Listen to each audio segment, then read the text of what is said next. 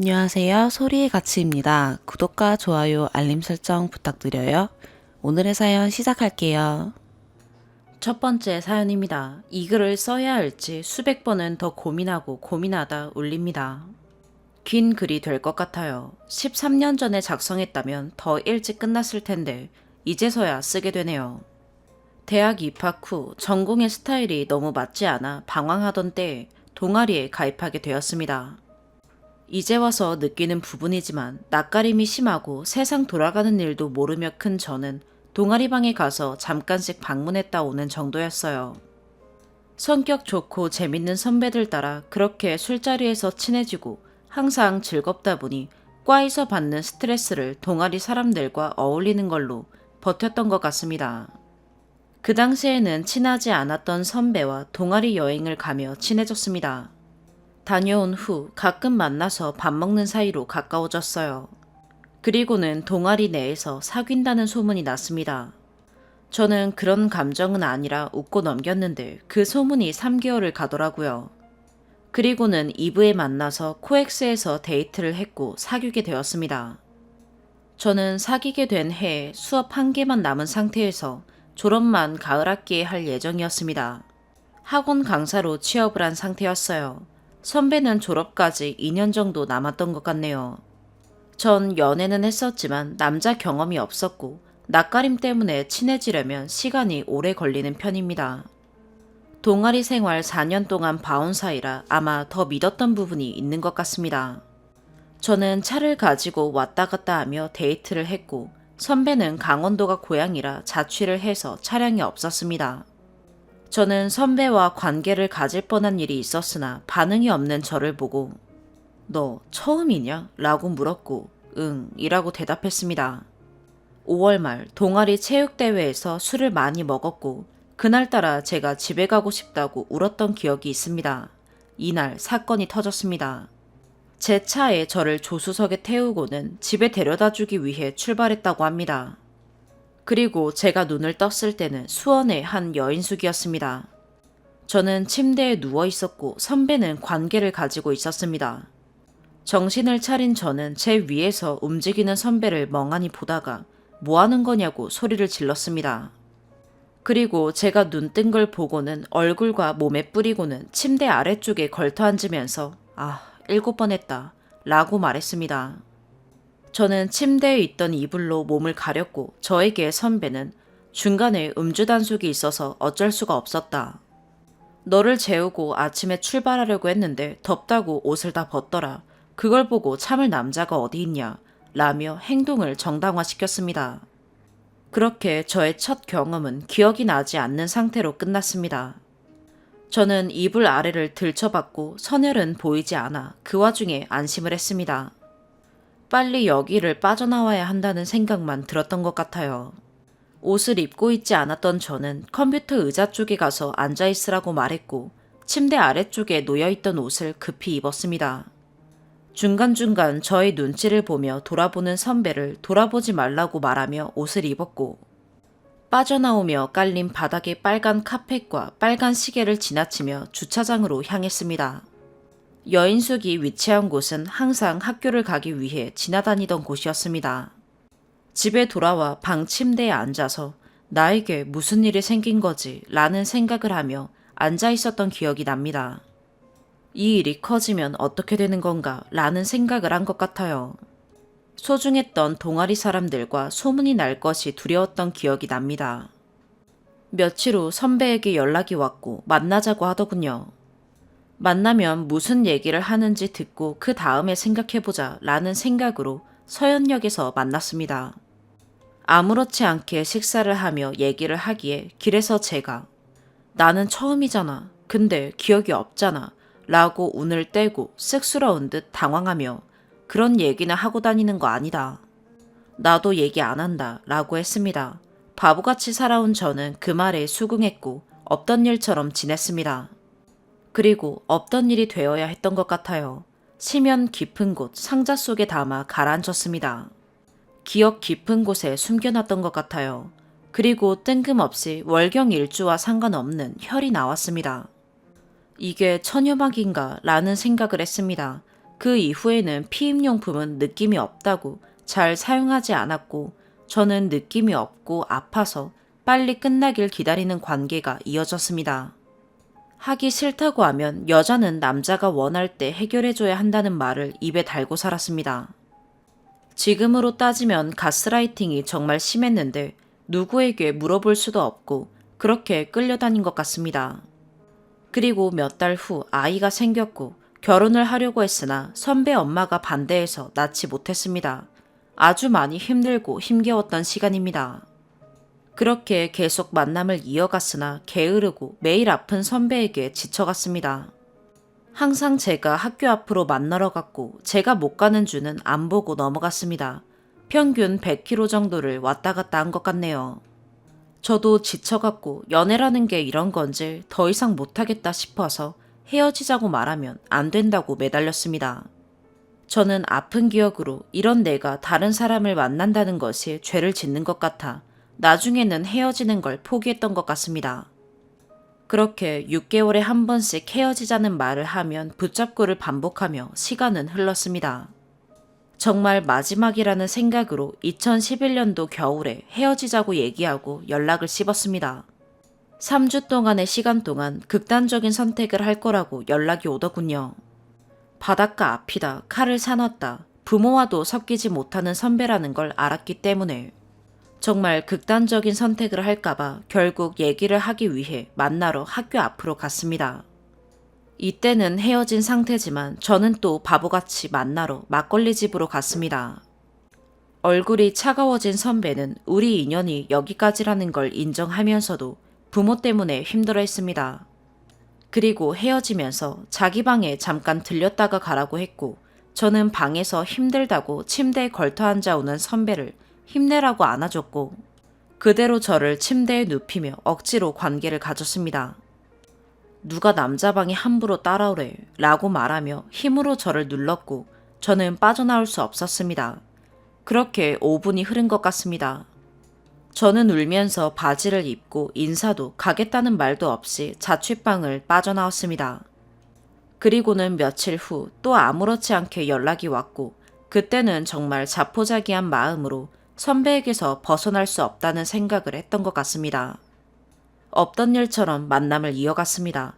그러던 중 제가 학원을 해야 하는 상황이 왔고 선배 부모가 강원도 내려와서 학원 차려줄 테니 하라는 말을 자주 했던 기억에 밥 먹는 자리에서 학원 얘기를 했습니다. 그렇게 저는 학원을 오픈하게 되었고 보증금 5천을 빌려주셨습니다. 상반기에 오픈한 학원으로 하반기에 결혼하길 원하셨지만 오픈한 지 반년 만에 결혼식까지 올리는 건 무리라 2013년도로 미뤘습니다. 당연히 정상적인 준비는 아니었죠. 사실 결혼을 더 미루고 싶었던 선배는 상견례 가는 날 차에서 저에게 결혼 얘기는 꺼내지 말고 밥만 먹고 나오자고 했습니다. 자기 부모한테 자기 의견도 못 내세워 날짜까지 받아온 상황에서 더 빨리 말해야지 뭐 하는 거냐고 화를 냈지만 제가 못 알아들었답니다. 자기 부모님께 말해서 안 올라오면 되는 걸 결국 그렇게 밥 먹는 자리에서 날짜 얘기를 꺼내셨고 가진 게 많이 없다는 저의 엄마 말에 화가 나신 선배 아빠는 우리와 똑같이 금액을 맞춰서 준비하겠다고 화를 냈다고 합니다. 엄마가 말실수를 하신 걸 수 있습니다. 하지만 급하게 차린 학원으로 종잣돈이 없었던 상황이 부담스러워 그러셨던 걸 거라고 생각합니다. 저의 과거를 다 지워버리고 싶은데 다시 돌아가면 절대 그렇게 하지 않을 텐데 라는 후회가 저를 절벽 아래로 떨어뜨리곤 합니다. 다시 얘기로 돌아가면 저를 돈 보고 선배와 결혼한 거라고 생각한답니다. 이것도 나중에 이혼하면서 알게 된 겁니다. 강원도 사람들은 동해는 쳐다보기도 싫어요. 지역 감정이 없었지만 지금은 있습니다. 외지 사람들을 사기꾼으로 본답니다. 제 친구 선배에게 물어보니 당황하며 그렇긴 하다 라는 답을 들었습니다. 이유는 외지 사람들이 이런 시골까지 들어오는 이유는 돈, 그거밖에 없다고 하더라고요. 당연히 다 그렇지는 않겠죠. 하지만 결혼 전에 7년 동안 제가 한 일들을 생각하면 이해되지 않는 부분이에요. 다시 결혼 준비로 돌아와서 1년 월세만 내면 살 수 있는 집에서 살림을 차리라고 했습니다. 전 그때 사골세를 처음 알았습니다. 출근 전에 그 동네를 보고 온 저는 충격에 울면서 너네 엄마가 나와 너를 결혼시키려는 이유가 뭐냐 라며 울었습니다. 이 결혼 못하겠다 라고 했지만 학원 얘기를 하며 한 달만 참자고 했습니다. 그리고는 엄마에게도 이 결혼 못하겠다고 얘기했습니다. 내가 왜 이러면서 이 결혼을 해야 하냐고 했었죠. 하지만 엄마가 그냥 하라고 하더라고요. 지금 와서 파혼하면 엄마가 뭐가 되냐며 지금도 엄마를 많이 원망하는 부분입니다. 과거가 있으니 그 남자와 결혼시켜야 한다는 마음이었겠죠. 친엄마가 아닐까, 나를 위한다면 그럴 수 있나 라는 생각을 지금도 합니다. 엄마는 08년도에 있던 일은 모릅니다. 한 달 동안 신혼집을 보러 다녔고 얼마를 생각하냐고 물어보면 선배는 그냥 보고 나서 라며 말을 흐렸습니다. 1억 후반 전세부터 결국 2천만 원 월세를 보고 있더라고요. 처음부터 말을 했으면 이렇게 시간 낭비를 하지 않았을 텐데 뭐 하는 거냐고 화를 내도 돌아오는 대답은 학원 보증금을 대줘서 였습니다. 그래서 결혼을 업지 못했던 것 같아요. 하지만 처음부터 2천 월세에서 신혼 차리라고 했다면 이 결혼 안 한다고 할 걸 알고는 일부러 그러셨더라고요. 선배 없이 선배 부모와 집을 본 날, 부동산에서 마지막에 본 집을 계약하라고 합니다. 저보고 계약금 10%를 내라고 했고 이건 아닌데 생각하며 아니면 200만 원을 버리자 라는 마음으로 이체했습니다. 이혼보다는 파혼이 낫다는 거 알고 있었지만 그때는 알고 있던 말도 떠오르지 않았습니다. 그렇게 저는 결혼식을 올리고 월세 70만 원 집에서 살림을 차리게 되었습니다. 끝이 보이는 길을 끝장을 보자 라는 마음으로 갈 수밖에 없었던 것 같습니다. 알지만 멈출 수 없는 상황이었던 것 같아요. 당연히 혼인신고는 안 했고 피임을 했습니다. 결혼 생활은 너무 힘들었어요. 참다 못해 폭발한 저는 어느 날 갑자기 평생 이렇게 노예처럼 살 수 있나 라는 생각을 한 순간 동사무소 들렸다가 구청에 가서 이혼 서류를 챙겨왔습니다. 그리고 살던 집 재계약을 하는 날 서류를 던져주고 이혼하자고 했습니다. 그것마저 농담인 줄 아는 선배는 웃더군요. 제가 무표정으로 쳐다보니까 진짜야? 진짠가 본데? 라고 얘기하길래 방에 들어왔습니다. 그리고 그 다음날 출근한 선배가 집을 비운 사이 짐을 싸들고 나왔습니다. 항상 불만을 얘기하고 화를 내면 난 괜찮아 였습니다. 사람이 이해를 하려고 해야지 화를 낸다며 저를 훈계했어요. 너가 몰라서 이러는 거라고 그러면 안 된다고. 같이 살면서 사람이 미쳐간다는 표현이 맞을 것 같네요. 대화도 안 되고 이해도 안 되고 뭐든지 자기 말이 맞고 학원에서 버는 돈도 선배 부모 도움으로 버는 거니까 더 여유를 안 주도록 월세에서 살게 하는 거라고 했습니다. 돈 친정으로 빼돌릴까 봐요. 그렇게 저의 20개월 신혼생활은 끝이 났습니다. 선배 아빠는 화가 나면 몇 시간씩 술 먹고 전화하는 분이셨어요. 누구는 매일 전화한다는데 안부 전화를 해라. 이제 아기를 가져라. 혼인신고는 왜 안 하냐. 너무 많지만 넘어가겠습니다. 결국 저는 2014년도 가을에 혼인신고를 했습니다. 그 후 3, 4개월 만에 이혼한다고 나온 거네요. 그래도 결국 이혼했습니다. 지금 생각해보면 선배가 이혼해준 이유는 하나였을 겁니다. 보증금 가져오라고 선배 부모가 미친 듯이 선배를 괴롭혔을 겁니다. 별거 중에 밤 11시 반부터 제가 전화 받을 때까지 아침 9시까지 몇백 통씩 하는 분들입니다. 이유는 선배가 술 먹고 길에서 잠들어서 경찰이 전화했답니다.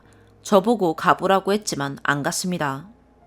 몇 개월 동안 제 연락을 피하던 선배는 결국 이혼해주겠다고 연락이 왔습니다. 별거 중 그 사이 친구가 부부 상담을 받아봐라. 그래야 후회가 없다 라는 말을 해서 받았습니다. 상담사가 듣다 흥분해서 이 결혼 왜 한 거야 하고 하더군요. 누워서 침 뱉기라 정말 말도 못하고 나는 지금 뭘 하고 있나 라는 생각을 많이 했어요. 첫 번째 법원에 가는 날 커피숍에서 저에게 그러더군요. 마지막 소원이 있다. 안 들어주면 두 번째 법원에 출석 안 하겠다. 마지막으로 한 번만 자자. 저는 거기서 커피를 선배 얼굴에 던지지 못했습니다. 저는 왜 이렇게 바보처럼 산 걸까요? 당황하며 생각해봐야겠다, 난 모르겠다 라고 대답했지만 두 번째 출석을 안 할까봐 겁이 났습니다. 이 얘기를 친구한테 해줬을 때 친구가 있던 반응이 이런 쓰레기 새끼 정도였던 것 같아요. 두 번째 법원 가는 날 자기 차를 타고 가자고 하더군요. 티볼리를 샀고 저는 법원에서 나오자마자 바로 도망가려고 했는데 또 차에 탔습니다. 그래서 더 늦으면 안 될 것 같아서 호텔은 안 가겠다고 했습니다. 그랬더니 왜 이제 말하냐며 펄쩍 뛰었으나 저는 당연히 오늘 선배가 안 올까봐 그랬다고 했습니다. 호텔비 30만 원을 냈다는 둥 투덜댔지만 선배 부모가 보증금 때문에 얼마나 괴롭혔는지 눈에 보이더라고요. 결국 법원에 참석했고 앉아있는 그 사이까지도 돈 보냈냐고 물어봤습니다. 돈이 커서 이체가 안 된다. 끝나면 은행 가서 이체밖에 못한다. 했습니다. 그리고는 이체 후 저를 신혼집 앞에 내려주고는 헤어졌습니다. 저의 첫 번째 결혼은 그렇게 마무리되었습니다. 그리고 학원도 정리했습니다. 저는 저의 인생에서 이 일이 이렇게 끝나는 줄 알았습니다. 그리고 저 맨 앞에 썼던 일들은 기억조차 나지 않았어요. 중학교 동창을 만나 재혼을 했고 임신을 해서 행복한 나날을 보내고 있었습니다. 서로의 아픔을 이해하며 한 번의 유산을 딛고 생긴 생명이었어요. 지금 생각해보면 저는 남들 앞에서 싫은 소리를 못했습니다. 아주 어렸을 때는 뒷수습이 안 될 만큼 뒤집었는데 성격 문제라며 고치려 노력했는데 그 노력이 지금은 화를 내야 할 순간에도 화를 못 내게 바뀌더군요. 하지만 선배의 뭐든 내가 잘못한 거라는 가스라이팅이 가장 컸던 것 같아요. 임신 중에 정준영 사건을 알게 되었고 자고 있는 여자와 관계를 가지는 게 정상적인 행위는 아니라는 것을 알았습니다. 아주 남일처럼 어떻게 그런 일이 라며 뉴스를 보곤 했죠. 그리고는 나한테도 뭔가 일이 생기면 경찰에 신고해야겠구나, 신고해야지 라는 생각을 하면서 부엌으로 이동하는 순간 시면 깊은 곳에 숨겨놨었던 판도라의 상자가 열렸습니다. 남편은 야간 근무를 간 상태였고 저는 울면서 그 시간들을 보냈습니다. 일어났었던 모든 일들 조각조각 기억이 올라왔습니다. 제가 이제 와서 이 글을 쓰는 이유입니다. 한 사람이 살면서 힘든 일, 지우고 싶은 일, 지옥 같은 일, 모든 여러 가지 후회되는 일들을 빨리 잊는 게 잘 살 수 있는 방법이다 라고 배운 저는 잊고 싶어도 떠오른 기억을 잊을 수도 없앨 수도 없다는 걸 알아버렸습니다. 내가 이 자리에 이렇게 살아있을 수 있는 이유와 나의 과거가 저를 받쳐주고 있다는 생각이 들었습니다. 계단을 밟고 한 계단 한 계단 올라가는 게 인생이라 생각하는데 지워버리면 없애버리면 저는 무너지니까요. 사랑하는 남편과 아기를 두고 살기 싫다는 생각을 처음으로 했습니다. 그럴 수 없는데 그러고 싶었어요. 그리고는 남편이 없는 시간이면 그 생각들로 몇 개월을 울며 후회했습니다. 무너져버리면 일어설 수 없는 거라 생각한 저는 어느 날 갑자기 공소시효에 대해 알아보았습니다. 너무 많은 시간이 지나서 2008년도에 있던 사건의 공소시효가 4개월밖에 남지 않았고 지금이라도 고소가 가능한지 알아봤습니다. 포기할 수가 없었어요. 늦게라도 죄를 지은 사람은 벌을 받기를 원합니다. 그래야 제가 저의 아프고 바보 같았던 과거를 밟고 서 있을 수 있을 것 같았어요. 남편은 반대를 했어요. 이제 와서 왜 그러느냐 라고 하더라고요. 이제라도 벌 받을 사람은 받아야 한다. 그때는 나에게 일어난 일이 기분 나쁘고 안 좋은 일이지 범죄라고 생각하지 못했다. 그걸 안 순간 내가 어떻게 그냥 원래 없던 일로 넘어갈 수 있느냐 라고 얘기했습니다. 결국 남편은 변호사와 미팅을 허락했고 현재 1차 소송은 증거 불충분으로 불송치, 2차 기각으로 연락이 왔습니다. 2011년도 사건은 공소시효가 남았고 이의 신청을 했으나 받아들여지지 않았어요. 증거가 없으니까요. 10년이 지나면 진료 기록이 없기에 병원 증거도 없고 녹취록이 증거가 된다고 해서 힘들게 통화 후 정확한 날짜, 시간, 장소가 기억나는 내 건에 억지로 관계를 맺는 행위에 대해 미안하다, 여자친구니까 그랬다. 모르는 사람한테 그랬으면 범죄지 너에게 한 일은 범죄가 아니다. 라는 대화를 녹음했습니다. 저에게는 녹취록이 있습니다. 하지만 증거로 채택이 되지 않았습니다. 시대가 변해서 녹취록만으로 가능할 거라 기대했지만 현실은 다르더라고요. 변호사와 상담 중에도 어떻게 21세기 이런 일이 라고 하시더라고요. 뉴스에 너무 많은 성 관련 사건들 중에 녹취록이 증거가 된다고 했지만 제 사건은 소용이 없었어요. 천연막 파열은 운동을 심하게 해서 파열된 줄 알았다 라는 피의자 말로 넘어갔습니다. 근데 그 말을 저에게 확인도 안 해보고 조사관이 믿는 걸까요?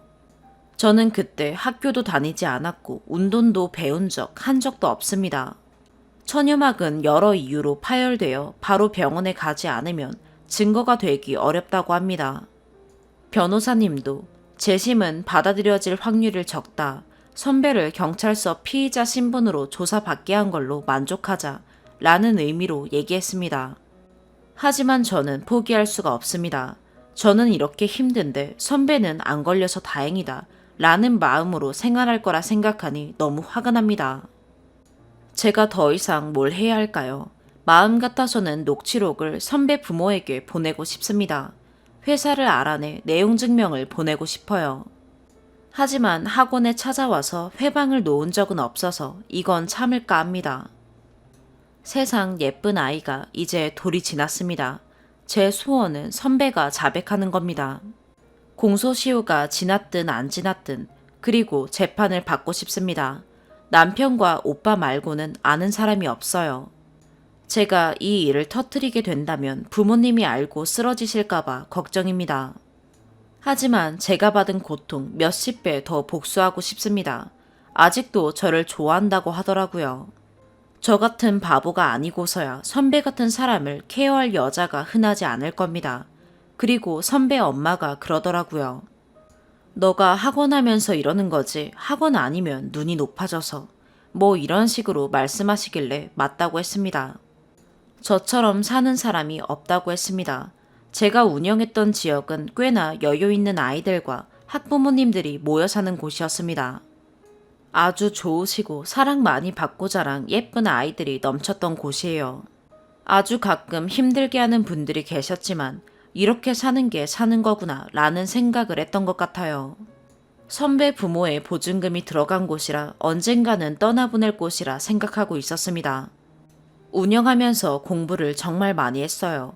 전공 분야에 대한 지식과 테크닉 외에 사람 대하는 방법부터 좋은 분들부터 삶에 대해서 많은 인생 공부를 했다고 생각합니다.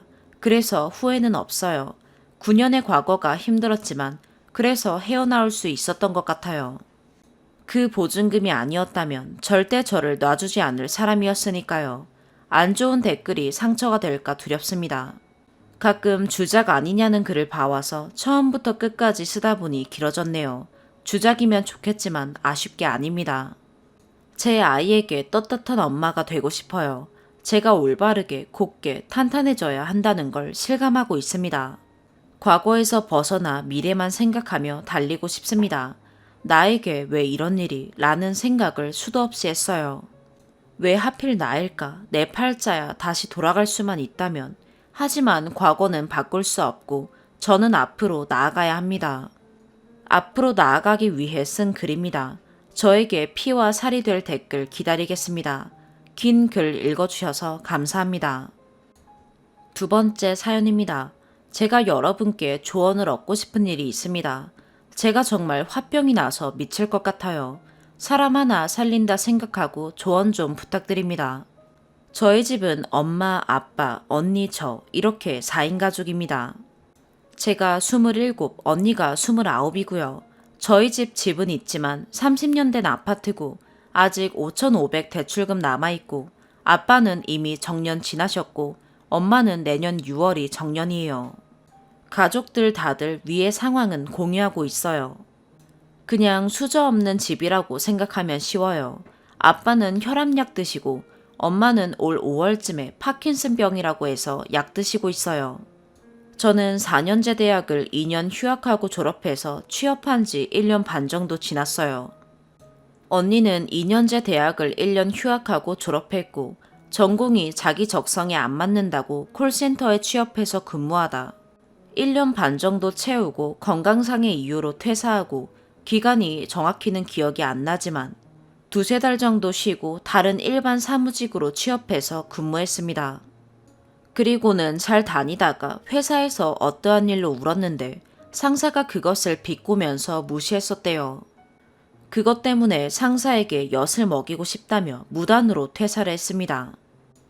그 뒤로는 다른데 금방 취업하고 자잘한 이유로 마음에 안 든다며 사무직 말단만 옮겨다니며 1주에서 길어야 3개월 정도를 다녔습니다. 그러다가 어디 콜센터나 영업이 돈이 잘 벌린다며 한 달도 안 채우고 바로 그만두고 1주에서 한 달의 기간을 기다려 면접을 보거나 대기를 한 뒤에 교육을 받다가 또 자잘한 이유로 그만두는 걸 반복했습니다. 그만둔 이유들은 인사강요, 생각보다 어려워서 돈이 바로 안 벌려서 다른 회사가 1주 뒤에 면접 공고 올렸는데 거기가 10만원에서 30만원 더 줘서 등이 있습니다. 언니 성격이 영업할 만큼 적극적이지도 못하고 걱정하는 가족들을 설득해서 납득할 만큼의 화술도 없어요. 귀도 얇고요. 그래서 가족들이 계속 말렸고요. 그런데도 무조건 본인은 가면 월 300에서 500을 찍을 거다. 난 할 수 있다. 이런 소리만 합니다. 그리고는 가서 한 달도 못 버티고 그만두는 걸 반복해요. 제가 그래서 진짜 영업이 하고 싶으면 최소 3개월에서 6개월 돈이 안 벌려서 버틸 만한 자금은 모아두고 영업을 해보라고. 그렇게 6개월이고 1년이고 버텨보라고 말을 정말 여러 번 했습니다. 하지만 단 한 번도 그렇게 한 적이 없고요. 그렇게 계속 시간만 낭비하니 이제 그만하라고. 제발 그냥 사무직 가서 다달이 200이라도 벌라고. 여태까지 그냥 다녔으면 최소 1000은 모았을 텐데 왜 자꾸 허황된 꿈만 꾸냐. 송충이는 솔잎을 먹어야 한다. 이러면서 계속 말렸습니다. 겨우 사무직에 다시 갔었는데 작년에 코로나로 점점 난리인데 영업이 하고 싶다고. 이번이 마지막이라고 하면서 때를 써서 콜센터에 취업을 했었어요. 이미 이전에도 이번이 마지막이라고 하면서 콜센터나 영업만 5번은 넘게 갔던 것 같네요. 막상 교육 시작 1주도 안 돼서 해당 업체 다른 층에 확진자 발생해서 언니도 코로나 검사 및 자가격리하고 바로 그만뒀고요. 덕분에 언니가 코로나 연락받은 날 아침에 저도 강제로 하루 연차 쓰고 회사에 눈치만 봐야 했고요. 다행히도 음성이었지만 당시 콜센터에서 확진자들이 나올 때였습니다. 그래서 코로나 종식 전까지 지금 집에서 같이 생활하는 동안에는 콜센터에 취업 시 바로 독립하겠다는 각서와 녹음도 했고요. 그러면 이제 사무직으로 다시 일을 해야 하는 건데 자꾸 영업이 미련이 남는다며 이번이 진짜 마지막이다 이러면서 또 마음대로 다니던 회사를 퇴직하고 면접 또는 면접 후 대기하느라 1주에서 2주 허비하고 취업 후 한 달 만에 퇴사를 반복하더라고요. 면접이나 면접 후 대기하는 1주에서 2주 때 집안일도 안 하고 늦잠 자고 게임만 합니다. 회사 그만둘 때도 부모님하고 상의한 적이 한 번도 없고 그냥 본인 생각 또는 인터넷에 글을 올리고는 댓글만 보고 퇴사했던 거고요. 귀가 얇은데 가족 말은 절대 안 들어요. 듣고 신뢰하는 게 인터넷 글, 친구 말, 가족 말 순이고요. 대책 없이 그만두고 혼날 때는 그냥 인상 쓰면서 잘못했다 이러고 넘어가고 결국 같은 일만 반복해요. 이것만으로도 속이 터지는데 작년부터 여시에서 중고로 옷이나 가방을 사더니 작년 말이랑 올해 초가 되니 번개장터 같은 앱에서 옷 사고 가품 가방을 사더라고요. 돈을 모아도 힘들 판에 너무 자주 산다고 이상하다 생각했지만 처음에는 뭐 다른 데 아끼겠지 생각했는데 그게 아니더라고요. 처음에 자기 돈을 200을 번개장터에서 짝퉁 가방들을 사느라 쓴 거였어요. 가방만 20개가 넘어가니 미쳤냐. 지네도 아니고 한 번에 가방 하나밖에 못 드는데 무슨 필요가 있냐. 다 팔아라. 이랬는데 다 예뻐서 못 팔고 자기가 쓸 거라 했어요. 그런데 다들 언니 지갑 사정까지는 모르고 사치가 심하니 한 말이었고요. 처음에 제가 제일 먼저 알아서 아빠가 욱하는 성질이 있으니 아빠한테 말하기 싫으니 나한테 카드랑 통장 인증하면서 이제 그만 살아. 더 이상 돈 쓰면 안 된다. 정신 차려라 하면서 언니 카드를 보니 카드사에 40만 원 대출을 받았더라고요. 그래서 제가 욕하면서 언니한테 40만 원 빌려줘서 바로 상환하고 앞으로 정신 차리라고 이야기를 했었죠. 그런데도 언니가 정신 못 차리고 또 옷 사고 가방 사고 그래서 결국 엄마 아빠한테 알렸고요. 이쯤이 올해 4월에서 5월쯤이고요. 엄마는 언니 때문에 회사 상사분하고 일 능률이 너무 떨어졌다고 면담까지 간 적도 있어요.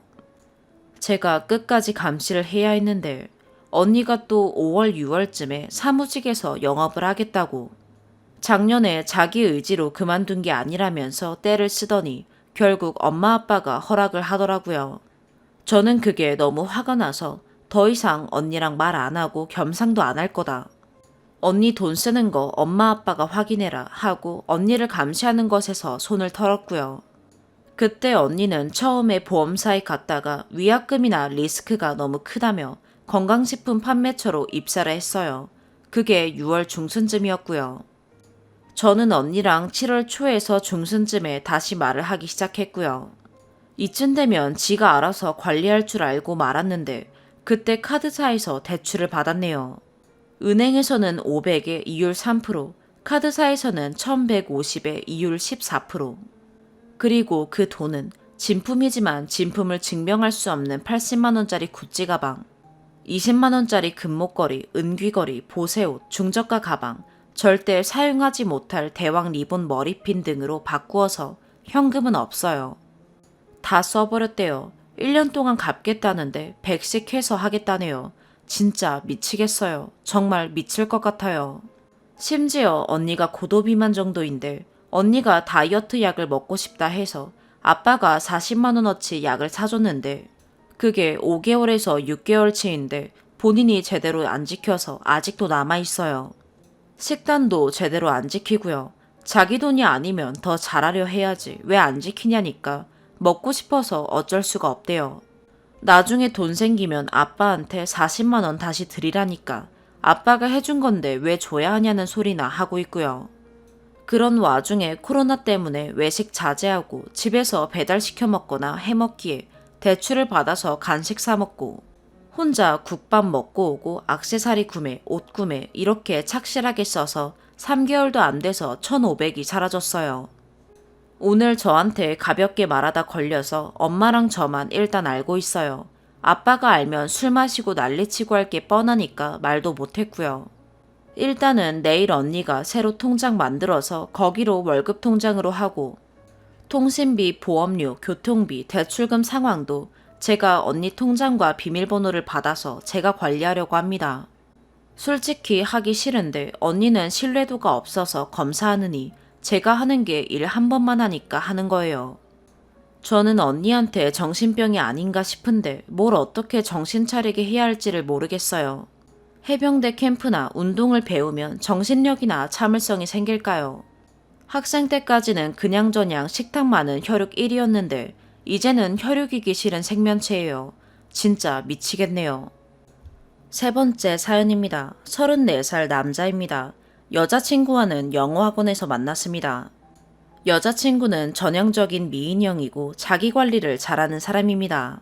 스피킹 수업 중에 운 좋게 여자친구와 제가 조가 돼서 이야기를 할 기회가 있었고 그때 이후로 급속도로 가까워져서 사귀게 되었습니다. 만난 지 7년 됐고 처음 만났을 때와 변한 건 아무것도 없습니다. 여자친구는 처음 만날 때부터 소위 말하는 쿨한 연애를 하는 사람입니다. 저는 연애를 하면 올인하는 스타일이고요. 저는 사랑하면 모든 걸 공유해야 한다고 생각했고 여자친구는 굳이 모든 걸 공유할 필요는 없다고 생각합니다. 여자친구를 너무 사랑한다는 이유로 그냥 항상 같이 있고 싶었고 떨어져 있으면 계속 연락을 하고 있고 싶었습니다. 뭘 먹으면 뭘 먹는다, 같이 먹고 싶다, 어디 가면 어디 간다, 같이 가고 싶다 등 끊임없이 연락을 했습니다. 전화통화는 안 될 때가 많아서 카톡을 항상 남겨두었습니다. 이런 제 연애 방식이 여자친구와 부딪힐 수도 있었을 텐데 여자친구는 제 이런 연애 스타일을 그냥 있는 그대로 봐줬습니다. 제가 본인을 너무 좋아해서 그런 거라고 생각하고 그럴 수 있다고, 그냥 자신의 연애 스타일이 좀 개인적인 경향이 있다는 걸 본인도 알고 있고, 자기가 잘못된 것도 아니고 제가 잘못된 것도 아니라고, 나를 변화시킬 생각 없고 오히려 끊임없이 연락하는 제 모습이 귀엽기도 하다고, 그냥 이런 제 연애 방식을 본인이 맞춰주지 못해서 제가 스트레스만 받지 않는다면 아무 상관없다고요. 그런 여자친구의 생각이 저는 멋있다고 생각했습니다. 여자친구의 그런 생각들이 저한테도 영향을 끼쳤는지, 여자친구의 쿨한 연애 방식이 저한테도 크게 서운하게 느껴지지 않았습니다. 그럴 수 있는 가장 큰 이유가 둘이 함께 있을 때는 정말 이렇게 나를 사랑하나 싶을 정도로 사랑이 느껴집니다. 정말 같이 있을 땐 저한테만 집중하고 항상 사랑스러운 눈빛으로 절 바라보고 사랑한다는 표현도 많이 합니다. 세상에 부모님 말고 이렇게 날 믿어주고 내 편이 되어줄 수 있는 사람이 있을까라는 느낌이 들게 해주는 사람입니다. 제가 취업 준비할 때도 항상 옆에서 힘이 되어주었고, 떨어지면 저보다 실망했다가도 금방 저에게 힘을 주기도 했습니다. 가끔 취업 준비에 힘들어 취업하지 말고 장사나 개인 사업을 해볼까 투정 부리듯이 이야기하면 언제나 저는 뭘 해도 할 수 있는 사람이라며 응원해줬습니다. 하고 싶은 걸 하면서 살아야 한다며 자기 믿고 하고 싶은 거 있으면 해보라고요. 그리고 제가 허용 범위 내에서 무엇을 해도 크게 터치하지 않습니다. 본인 두고 제가 딴짓할 거라는 생각 자체를 하지 않는다고 합니다. 항상 자신감 넘치고 예쁘고 건강하고 당당한 사람입니다. 누가 봐도 멋진 사람입니다. 그런데 문제는 여자친구는 미술 쪽 일을 합니다. 예민한 직업이라고 생각합니다. 여자친구는 자기 스스로에게 문제가 있을 때, 고민이 있다거나 무슨 일이 있을 때 저에게 이야기하지 않고 의논도 하지 않고 홀로 며칠씩 연락 없이 어디론가 떠나버립니다. 짧게는 하루 이틀, 길게는 일주일씩 갑자기 연락이 안 됩니다. 처음엔 정말 당황스럽고 이런 경우가 있나 싶었습니다. 저에게 말도 없이 어디론가 가서 짧게는 며칠, 길게는 일주일씩 연락 자체가 안 돼버리니 도대체 이게 뭔? 왜 그러냐고 하니 스트레스 쌓일 때 자기만의 스트레스 해소 방법이라고 합니다. 며칠만이라도 아무한테도 터치받지 않고 오로지 자기만의 시간을 보내는 게 스스로에게 굉장히 중요한 시간이라고 합니다. 그럴 때 그림에 대한 영감을 얻기도 하고요. 그래 알겠으니 그럼 미리 말이라도 해주고 가라고 했습니다. 미리 말만 해준다면 연락도 안 할 거고 터치하지 않을 거라고요. 하지만 미리 계획하고 가는 게 아니라 그냥 가고 싶을 때 가는 건데 이미 그런 마음이 들 때는 아무와도 소통하고 싶지 않다고 하네요. 1년에 두세 번 정도는 이런 일이 있는 것 같습니다. 어딜 가도 항상 남들 시선을 받는 사람입니다. 같이 데이트를 하면 화장실 간다고 자리 비운 사이에 접근해서 여자친구가 남자친구랑 같이 왔다고 이야기하는데도 연락처를 물어보고 있는 걸 제가 가니 죄송하다고 하고 가는 사람을 3번이나 봤었습니다. 그러다 보니 제가 없는 타지에서 어떤 사람들이 여자친구에게 접근을 할지 걱정도 되고 불안도 합니다. 물론 평소라면 아무 문제가 없겠지만 정신적으로 지쳐서 타지에 있는 동안 여자친구도 심적으로 약해져 있을 거라는 생각이 듭니다. 여자친구가 없는 그 며칠 동안 정말 몇 년씩 늙는 것 같은 기분입니다. 하지만 여자친구는 이런 이야기를 해도 이해는 하지만 제가 생각하는 일 없을 거니 걱정하지 말라는 말만 합니다.